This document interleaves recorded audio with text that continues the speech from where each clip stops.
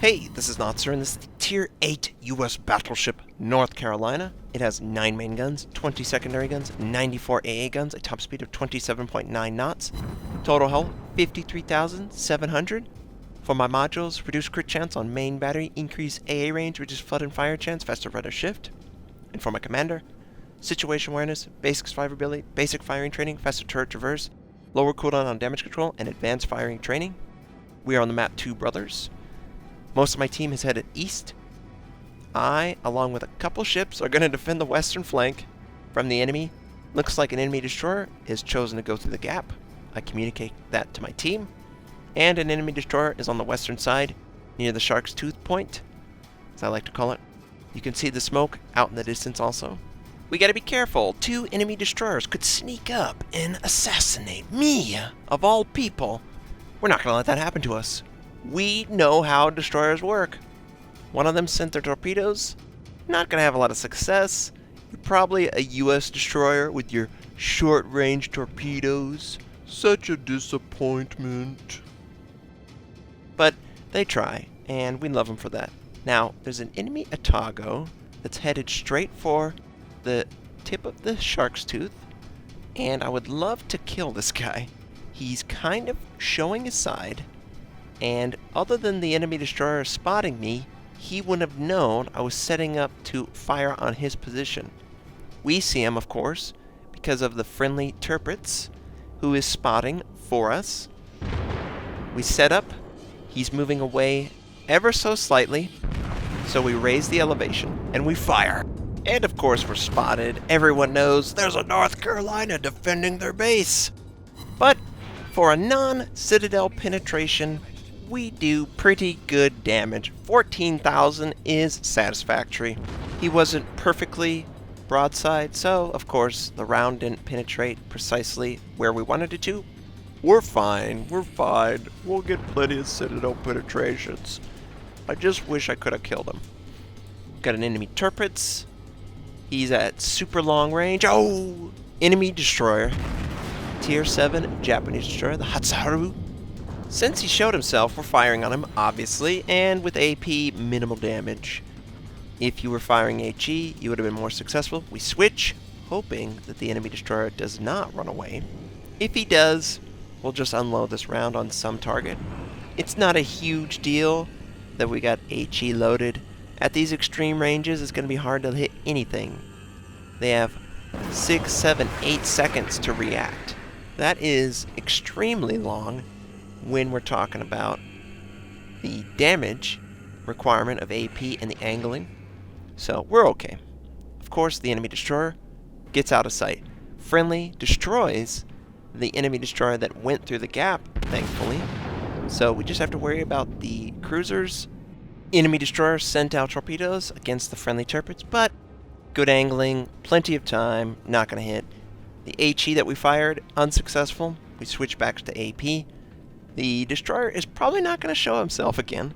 It appeared to be a pincer move, and because the cruiser finished off the enemy that went through the gap, the other destroyer is going to be less interested in showing himself again, since he's going to be a primary target if he shows himself. So we're just going to have AP loaded, fire on these enemy cruisers, enemy battleships, whichever target shows a nice side.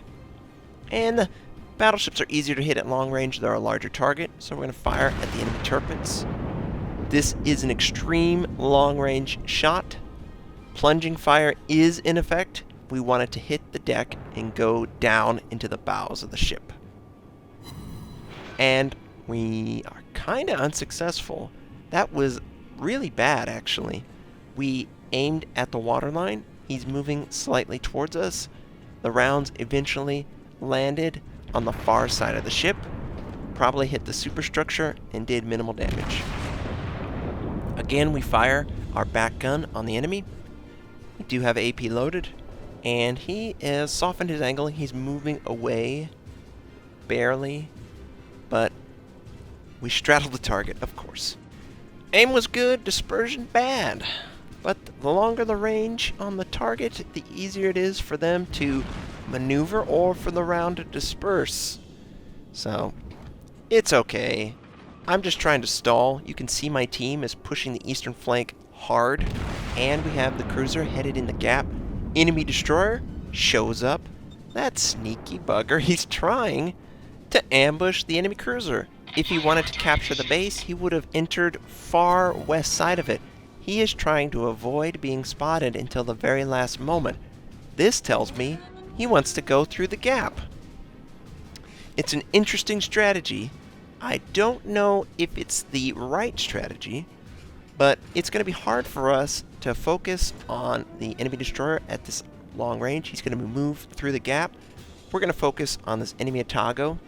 He is broadside with us. It should be a relatively easy shot. We have our back guns firing. Our front guns are still rotating.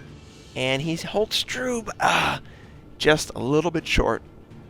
The deck is wet with the splash, and everyone on the crew is thankful that I missed, but I am not thankful. I want to kill this guy.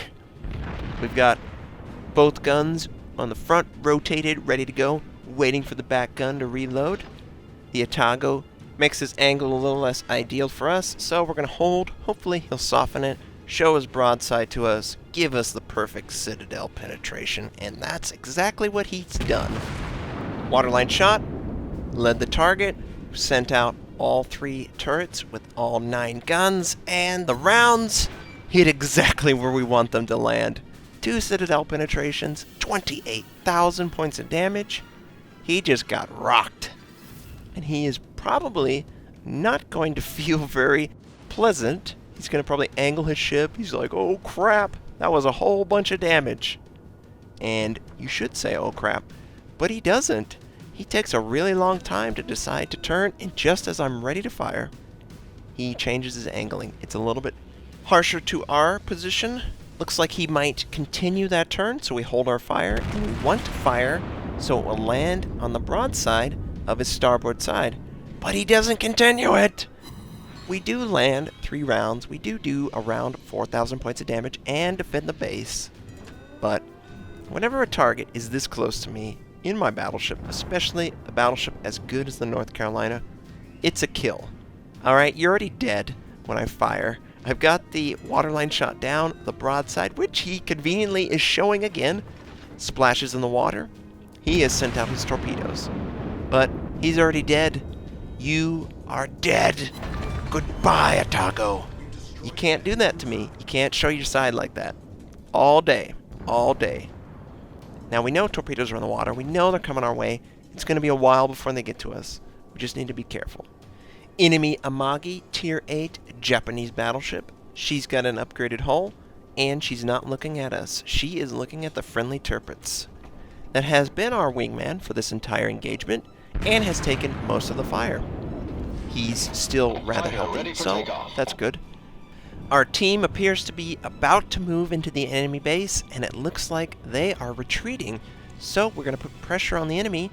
Most of the enemy is either on the western side, leaving their base, or they're over here fighting us.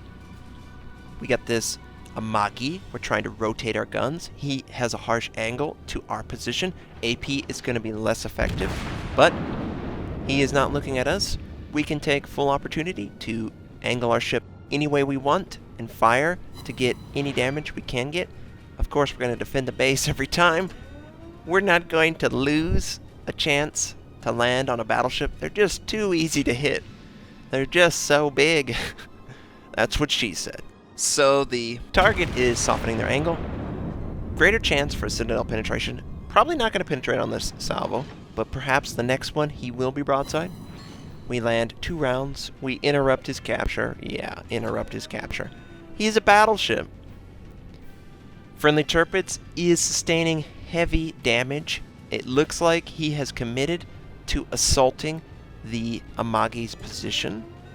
And the Amagi is angling to avoid my shots, I think. I'm sure of it, because he has created a very harsh angle for me, but you don't want to over-angle. I have a perfect shot at the front part of a ship. I aim at the waterline, and I want it to go in right at the front. And we get the dispersion that we want, but we only do 4,000 points of damage. The Turpets is still sustaining a lot of damage.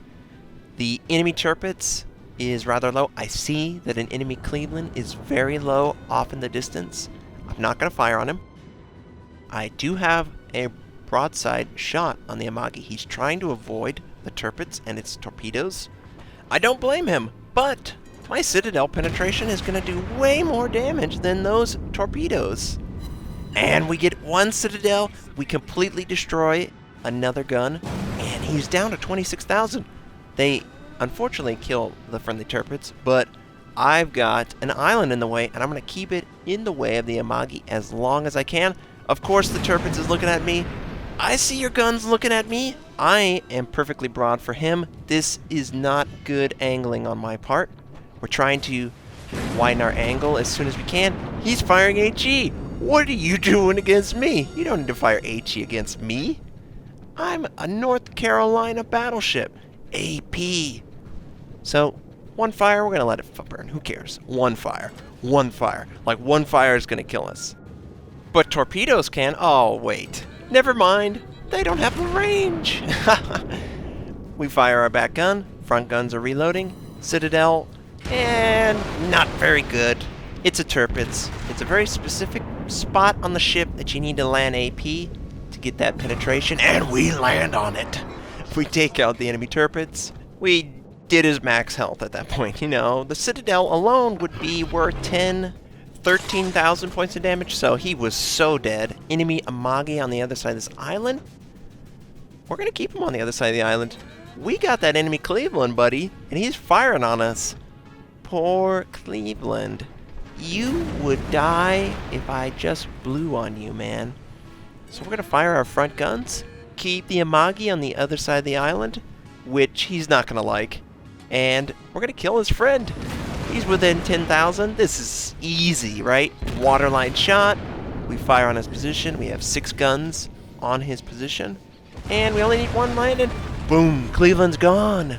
It's just you and me, Amagi. Your friendly battleship is going to die to my team. Now, this is kind of a standoff. I was like, which way is he going to go? And he, of course, knows it's a standoff. And I laugh out loud at him. So is he going to continue past the island? Are we going to just dance around it?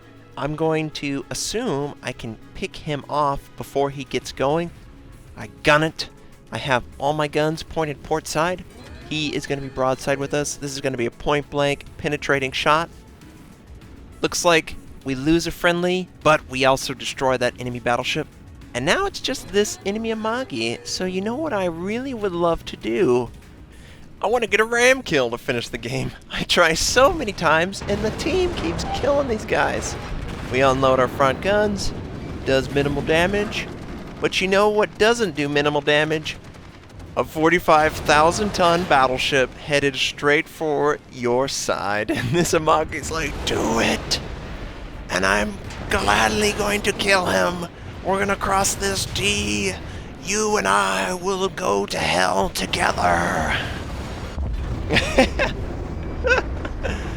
Oh man, it's so rare to get those ram kill finishers. I love this screen. Yes, I had a ranked game before. This is not ranked, but we won the rank too. Yeah, I don't play it as much as I should. I know.